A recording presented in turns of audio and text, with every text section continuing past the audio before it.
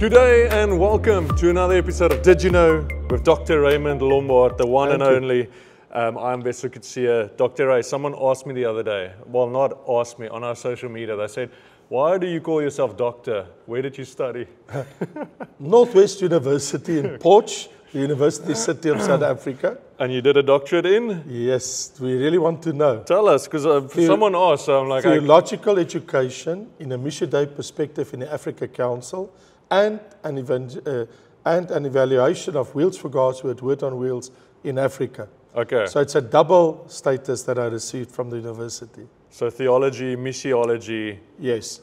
And that was because of the theology. Mission. And it's a mission work you've done. Well, also that included, but, Yeah. but the main thesis was to determine, can there be a seamless connection between formal and informal theological training in the world? Yeah. Because like, I've been working in China now for nearly 20 years. And so the people in China feel they are suppressed by scholars in the world to say, you haven't done a degree in theology. Yeah. You didn't get a PhD or a master's. What have you learned in your Bible schools? Then they feel they are, looked down upon. But the interesting thing was in my 7th year doing my PhD, because I'm in the church and I work around the globe, so I was very busy. I discovered that 93% of all preachers in the world has no formal theological education. Yeah. I don't know if you know what I said. Yeah, so they're underqualified to preach the word of God or to plant churches. Most of them not qualified in any way. Yeah. Not even in any way. So they didn't have formal training, and so you looked at informal training, how to get them at a standard or give them foundational context of to then preach the gospel. So my rhetorical question was, how come that this is a situation that the Church of Jesus Christ found itself in the world? Yeah. So I did the PhD on that. Okay. So it's a lot of research. Globally, I had to fly to the East, Far East, to Europe, to Latin America, Central America, all over the globe. Yeah. To go to all these meetings. In the Dallas Theological Seminary, worked with the guys in Moody Bible Institute, Nova Scotia in Canada, in Thailand, Topic Training of Pastors, International Coalition. Dr. David Ramirez, Dr. Manfred Cole, Reformer, working with all these guys globally to see what is going on in the Church of Jesus Christ. Well, it's true. And I think it's super important. I'm asking the question now just because someone is like, you would want to be called pastor, but we call you doctor because you got your I am a doctorate. doctor. And by the way, this is not a honorary doctorate. It's a academically earned doctorate. You did the work. Right. And I think it's in theology and missiology and philosophy. There we go. We philosophize. By the way, for those that are interested. Philosophizing today, but because we will use a scripture and say, we can see these guys, they're untrained, but they've been with Jesus. But what we're also seeing across the church is maybe people are with Jesus, but they're getting the context of the Bible or the foundational beliefs, and those things are just going, the secondary stuff are just moving in ways where it's not great for the church. So when it comes to informally training people again, that's why we do the program, what do you believe? Sure. Or what do we believe? Sure. To go like foundationally, what do we believe about Jesus, the Holy Spirit, the church, your salvation, your sanctification, all those types of things. Yes. So Wessel, my main concern is if 93% of all preachers in the world that will stand Sunday on a pulpit in the world is not trained at all or insufficiently trained, what do they preach? Precisely. What heresies? And this is a real concern that we have in the world. That's why we started Church of God as a Bible College, our online Bible college that's accredited, and we have 223 students from 7 nations of the world already. Sure. And we've just started with that. So we're trying to address it. So to me, that's why we do all these programs. Precisely. So that's why it comes down to these resources we're trying to put out to give people just foundational, Bible, foundational truths, backed by the scriptures. Absolutely. This is what we're talking about. Yes. So we're in some big topics because we are in the 1,000-year reign. And I'm opening this up because I said to Dr. Ray this morning, listen, I'm going to again start off with asking you the different perspectives on the millennium. Because when you start speaking about the rapture, people are like, there's no rapture, there's a rapture, maybe there's a rapture, then you speak about the 7-year tribulation, then you go into a 1,000-year millennium reign of Christ. And I'm going to open my Mac because I had a few different perspectives here.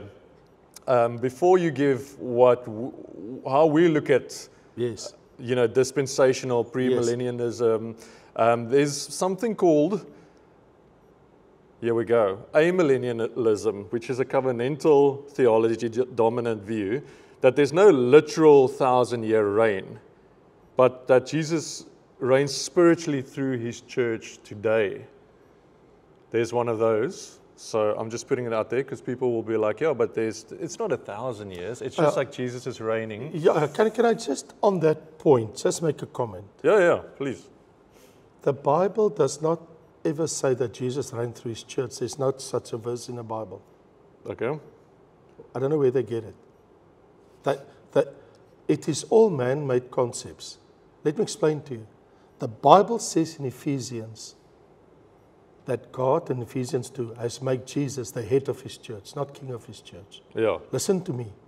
Nowhere in the Bible it's stated that Jesus is king of the church. Nowhere. I'm serious. Jesus is the head of the church, and Jesus is the high priest of his church. Yeah. Nowhere in the Bible it is stated that currently, as I sit here, that Jesus is the king of his church. That is a very foreign concept to the teachings of the New Testament. Of course, Jesus is a king, and of course, he's King of Kings, and he will be crowned, and we saw it last week in the Literally marriage in our supper of the Lamb.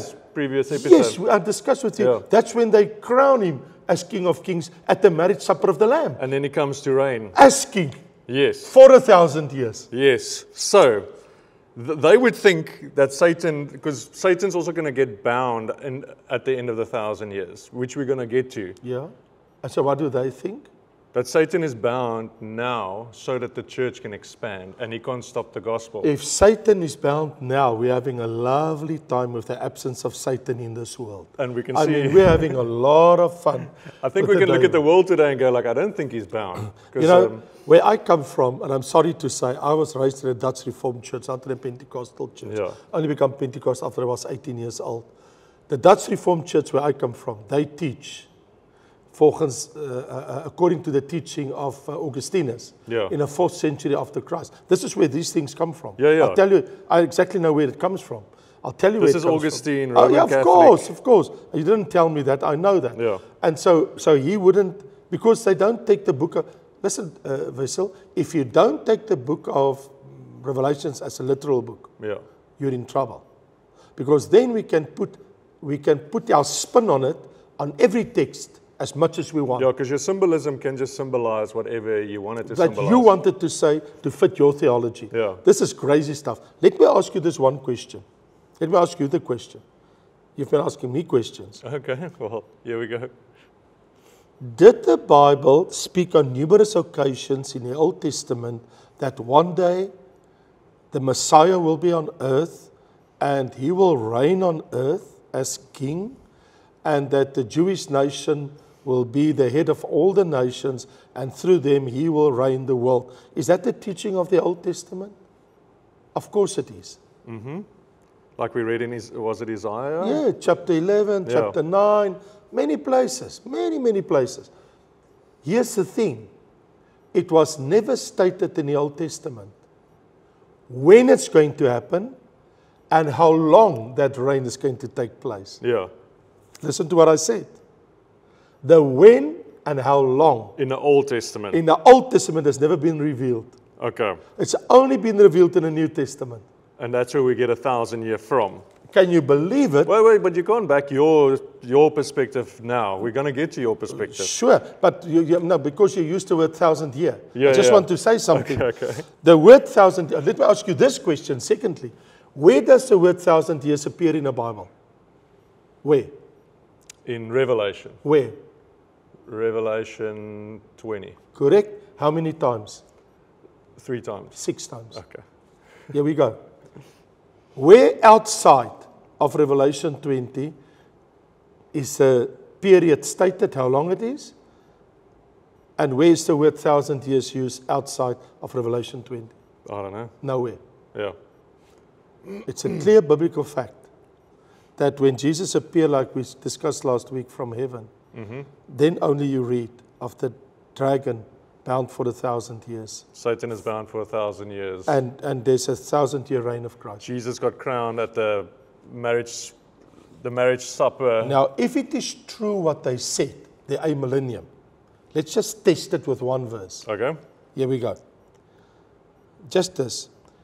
But the rest of the dead did not live until the 1,000 years were finished. This is the first resurrection. And they lived and reigned with Christ for 1,000 years.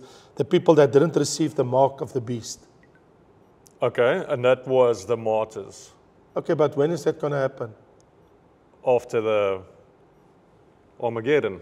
Okay, but when is the martyrs going to be on earth? In the 7-year Great Tribulation. Where are we now? Before the 7 years? So how can it be that we are now in 1,000 years if it says you must first refuse to accept the mark of the beast, Yeah. then the 1,000 years will take place? So that last 3.5 years of the 7 years needs to happen. Then the second coming of Jesus needs to happen. Then they will be with Jesus You for can't 1,000 take this years. verse and put it there in the Bible. Yeah. This is what they're doing. Well, just looking at the Bible, Revelation 20. Thank Go you. read it. Please. Okay, well, I've got another one. So that's Sure. great. There's no literal 1,000-year reign. Then there's a post-millennialism. No. There is a literal 1,000-year reign. It's according to the amillennialism. That's what I'm saying. saying. I'm saying this Yeah, is what according they're to saying. them. That's not what we're saying. Then there's a Christ returns, and they say there's a golden age of global gospel success. So it's more. Where did they get that? Where's the verses? No, I don't know. Oh, no, it's not in the Bible. I'm just looking. They're saying there's a gradual Christianization of the world, a period of peace. So they're saying before Jesus returns, there's going to be a revival. There's going to be, the church is going to be growing. Is that a good way of looking at it? It's a terrible way. Okay, that's what we want it to be. Of course we want it to What be. does the Bible say The about Bible says in 2 Timothy chapter 3, but notice that in the last days perilous times will come. Not that what you're saying. it? Okay, They're saying- so the world's not going to get more Christianized. It's actually going to become more paralyzing. For men will be lovers of themselves, lovers of money, boasters, proud, blasphemy, disobedient to parents, unthankful, unholy, unloving, unforgiving, slanderers, traitors, headlong, haughty, lovers of pleasure, rather having a form of godliness, but denying its power, and from such people turn away. Is this a revival? No, it sounds like a falling away. Exactly. And when you read here in 1 Timothy 4, but the Spirit expressly says that in the latter times, in the last days, some will depart from the faith, giving heed to deceiving spirits and doctrines of demons, speaking lies, telling us not the conscience is seared with like a hot iron, forbidden people to marry and to abstain from food that God gave. All these things. I mean, Jesus goes so far as to say in Matthew 24, I mean, I can even read what Jesus said about the last days.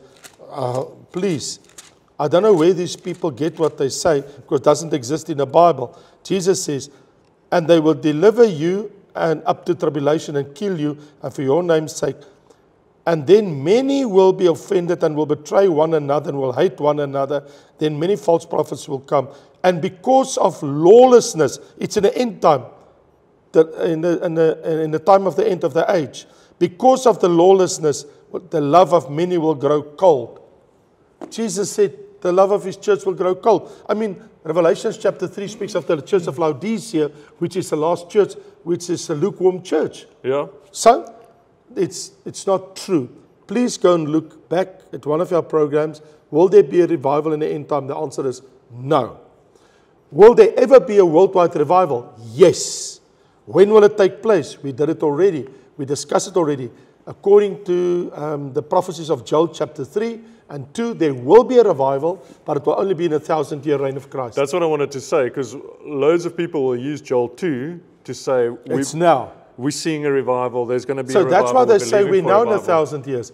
And if we're now in 1,000 years, Augustine said these words that the people are hanging on 1,600 years ago. Yeah. I mean, can't you count?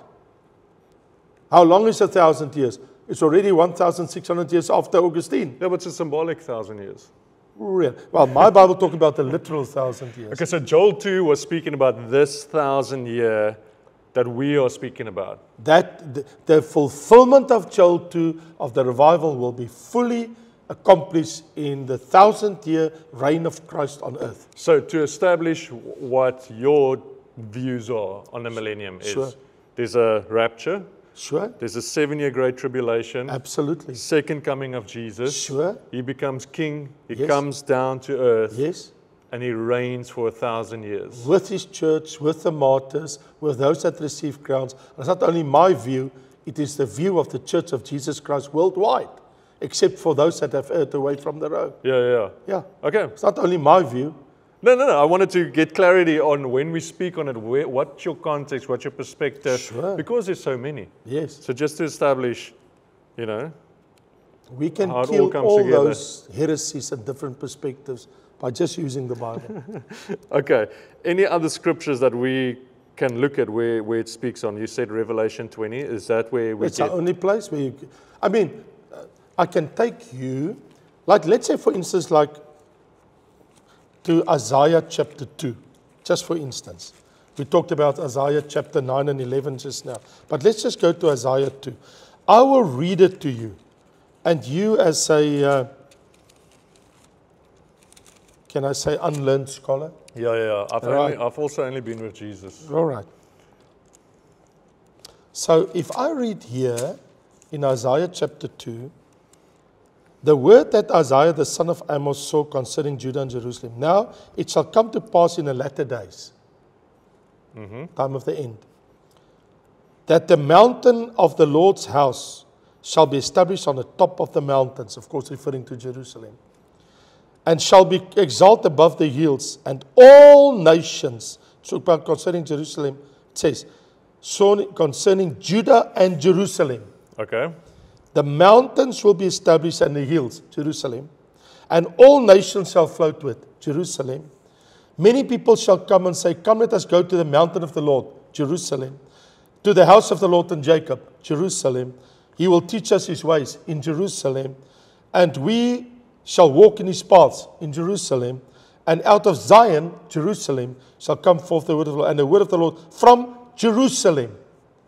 He shall judge between nations and rebuke people. They shall beat their swords to plowshares and their spears into pruning hooks. Nation shall not lift up sword against a nation, neither shall they learn war anymore. You tell me, what is that? That sounds like peace. When? In Jerusalem? When? I don't know. According to what it says here, Yeah. Jesus will be king in Jerusalem. Okay. He's not there now. Yes. He's never been there before. So when is it going to happen? Oh, when he comes back. When is that? Well, at the second coming of Jesus. And then what happens then? 1,000 year where he's king, where they turn in their weapons. Thank you. There's literally. Yeah. It's all literal. It's not spiritual. Where did you read this? I told you I'm going to read in Isaiah chapter 2. Isaiah. There we go. I can read it in Isaiah chapter 9 and 11 for you, and many other scriptures. Well, there we go. I can go to Zechariah 12, 8 and 14, and I can read the same. Yeah. It's the same. Jesus is coming to be king. I There's going to can be take peace. you to 10, 20, 30 portions of scripture in the Old Testament saying it over and over again. That's the promises that the Jews were waiting for. Why do you think they crucified Jesus? Because he didn't do these things. Because they were waiting for the king. They were waiting for the king, and he Yeah. was a lowly servant and died on the cross. Yeah. That was a misunderstanding. First he came as a king, as a servant, and then, Vessel, why did you think Jesus ever had this meeting on the Mount of Transfiguration, when we read that when Jesus went up in the mountain and he appeared to Elijah and Moses with James and Peter and John? What did they make on the mountain? What did they do there? I don't know. Jesus changed into his He's glorified body. He's transfigured. Body? Yeah. And there was a discussion between him, Moses, and Elijah. Yeah. Yeah. What did they discuss? Luke says they discuss his exodus that will take place now in Jerusalem. Exodus? That's the word that the Bible uses. Exodus. Exactly the word Exodus. Why? Because Israel had the exodus from Egypt to Canaan. And Christ will exodus out of this life to the cross and then back to heaven. Yeah. And Elijah was the one in Malachi, the last prophet known in the Old Testament, where it will says that Elijah, remember the law of Moses, when the Son of Righteousness is coming, which I taught you at the Horeb? Behold, I will send you Elijah the prophet, coming before the great day of the Lord and the dreadful day. He will turn the hearts of the fathers to the children, and the hearts of the children to the fathers, before I come and strike the earth with a curse. So it was prophesied, the last words, and then there was 400 years of quietness. There was nothing. Blank. Yeah. God never spoke again. Why? We need to talk about that. Because in Jesus' discussion with Elijah, the big question in heaven was, so he didn't come to rule. And Elijah sits in heaven. He's never died. He's 3,000 years old. I mean, then he was 1,000 years old. Now he's 3,000 years old. Sure. So when Elijah was 1,000 years old, never died, was taken up into heaven, according to 2 Kings chapter 2, verse chapter 2. He was raptured. Yes, if you want to, or with the chariot went up. It is a type of a rapture, if you want to use the word. Here's my question. Why did Jesus have to speak to Elijah and Moses? Because it says, according to the law of Moses, and according to the prophet Elijah, and according to the prophet Malachi, Elijah will come before Jesus reigns as king. He never came. Okay. So what happened? And he didn't understand it. So Father God sent Elijah out of heaven to meet Jesus in the land of Israel, on the Mount of Transfiguration, in the presence of John, Peter, and John. And they had this discussion, and they were discussing about what's going to take place now. There's a change in plans. So what was the change in plans? The change in plans, what's going to happen now? So when you read it, after he sent them out and they came on the mountain, so there was a discussion. What was this discussion all about? About the fact that Jesus is first going to die at the cross, and Elijah, one day you will come back. Okay. Not now. Yeah. That is why if you read the book of Luke, you will see in Luke chapter 1 and Luke chapter 2 that John the Baptist only came in the spirit and the power of Elijah, but he didn't do one miracle. Why? Prophets do miracles. Why didn't John the Baptist do no miracles? Because it would be a confusion between John and Jesus, because I asked John the Baptist the whole time. I mean, he baptized more than 260,000 people in the Jordan River, more than 250,000 people. And everybody thought he was the Messiah. He says, I'm not the Messiah. I'm not worthy. And he announced the Lamb of God to the world. Yeah. But he only came in the spirit and power of Elijah, not as Elijah. Yeah. So Elijah still has to come. And that's what we're looking in the book, the two witnesses. The two witnesses. So Elijah must still come back before the great day of the Lord, Yeah. the day of his vengeance. It's still in the future. Then comes the 1,000-year reign. Yeah. People don't know the scriptures, Vessel. Sure. They don't understand scriptures. So, with that said, I promised something last week that we're going to discuss.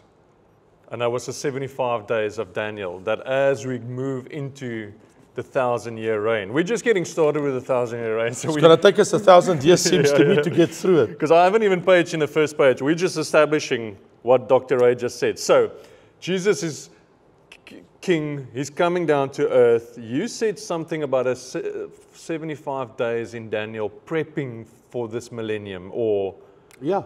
what needs to happen? We're still trying to get to the millennium. Yeah, I have a book. I've written a book, commentary on the book of Daniel, verse by verse. Please get it. Now, in Daniel 12, it is stated that there comes a time, at the time your people shall be delivered, everyone who's found written in a book. They call it, the Jews, the times of the trouble of Jacob. Trouble of Jacob refers to they're fighting for their existence as a nation. When it is used, the time of the trouble of Jacob, it means Jacob's 12 tribes are in serious trouble. Okay. That's why it's called the trouble of Jacob. That time we know refers to the Great Tribulation. Okay. Now, having said that, the angel appeared to Daniel, and the one angel asked the other angel, how long before all of this will be fulfilled? And he said, a time, times, and half a time. How long is that? We know, and it's in my book, it is the 1,260 days, or 3.5 years, a time, times 2, and half a time, 3.5 years. 3.5 years. 42 months, 42 months, 3.5 years, 1,260 days. This is interesting that cliche saying, time, times, and half a time. It is repeated in Revelation chapter 11. And when it is repeated, it explains 42 months, which is a time, times, and half a time, or 1,660 days. It's all the same. How do I know it? Because in chapter 12, they use the word that when the devil comes from heaven and he persecutes the woman, it says, and he will persecute the woman for a time, times, and half a time. There is back. Yeah. It's 3.5 years. back. Again. Can you see it? Yeah. In 11 and 2 and 12. It's back. Yeah. Now, having said that, now that you understand what I'm saying when I say that, suddenly when I put it in days, the angel says, from the time that the daily sacrifice was taken away and the abomination of desolation set up, there shall be 1,290 days. Okay. Not 60. Question. And blessed is he who waits and comes to the 1,335 days. So there's now a time frame of 30 and 45. Together, 75. That's where we get the discrepancy in Bible prophecy of 75 days. So that is, you got the last 3.5 years, and then there's another 30 days and another 45 days. That's it, exactly. So what are those 30 and 45? Yes, yes. So that's why in my book I talk about the 75 days in the prophecies of Daniel. Well, you got 2 minutes. Explain to us what's the 75 days. We promised everyone last week we're going to tell them the 75 days because this leads into the millennium. Or it's part of the millennium. Okay, one of the or things, it's the start of the millennium. Okay. How I'm going to do it in 2 minutes, I don't know, but I'm going to give it my best shot. So here it is. The Jews, when they mourn for Moses and Joshua and in the past, they would mourn for 30 days. Okay. And according to the prophecy of Ezekiel, when Jesus appeared, of Zechariah, they will mourn for 30 days when Jesus appeared from heaven. The whole Jewish nation. It is said here in the book of Zechariah, and it says so they will. The first 30 days is mourning. It's mourning because they realize we crucified our Lord. So it will be a time of mourning, here it says, and they shall mourn every family in the house of David and their wives and the families of Levi. It shall be a time, it's great mourning, when they saw the one pierced, crucified, appear from heaven. So there's 30 days of mourning, number one. Okay. Lord, forgive us. The next 45 days that's left over, in my book on page 389, I explained the goat nations must be defeated at Armageddon because there's a battle. That will take a day. The Antichrist, the false prophet, must be cast into the lake of eternal fire. Satan is going to be bound and cast in a bottomless pit. The judgment of the sheep and goat nations must be concluded, according to Joel 3 and Matthew. And the abomination of desolation that was in the temple must be removed. And the martyrs must be raised from the dead. They're going to reign for 1,000 years. And the blessed Old Testament saints, they must have their resurrection. And the throne of David need to be restored. And Israel has their mourning period of 30 days to be accomplished. And the animal kingdom must be restored, a new earth, and the millennium temple in Jerusalem must be erected for Christ to sit in it and set up a new dispensation of peace. All these things must take place in 75 days so that the 1,000th year can now play out on the world scene. There we go. So Can I do it in 2 minutes? yes. So what we're going to do next week is we're going to speak through the 75 days. Let's do. Oh, okay. Because that was interesting things that needs to happen. Of So course. you got to explain it to us. You just scan through it. Well, you gave me only 2 minutes. Well, we said last week we're going to say something about the 70. So we said something about it. Cool. So if you ever wondered, next week we are going to camp in the Millennium for a week or two, For sure. I think, because I really want to understand it. So I mean, it's so important for all Christians. because it's a reality for us. But don't know also, it is the time of the resurrection of all the Old Testament saints that will live with the New Testament saints together. It's the first time ever, think about it. It's the first time ever in history that Old Testament saints are resurrected from the dead. The New Testament saints has been resurrected from the dead, and they're both together in the 1,000-year reign. So you're saying David, Moses, Malachi. David will be a prince. The prophecies of Jeremiah. Jesus said, the Lord Yahweh says, I will raise up David and he will be second in charge on earth.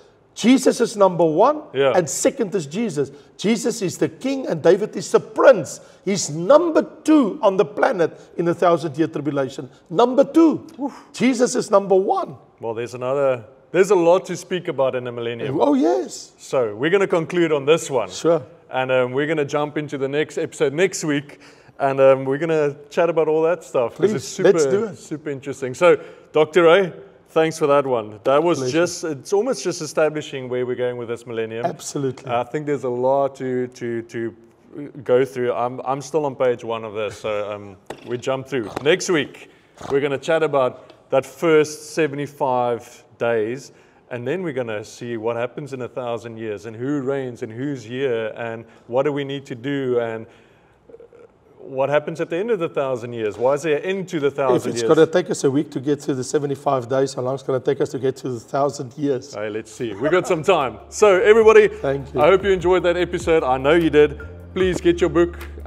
Share this episode with people who would love to actually start on this episode, and they can tour through the 1,000 years with us. Absolutely. We're going to be on this for a few weeks. This is exciting. Thanks, Dr. Ray. It's a pleasure. We see you at the next episode. God bless.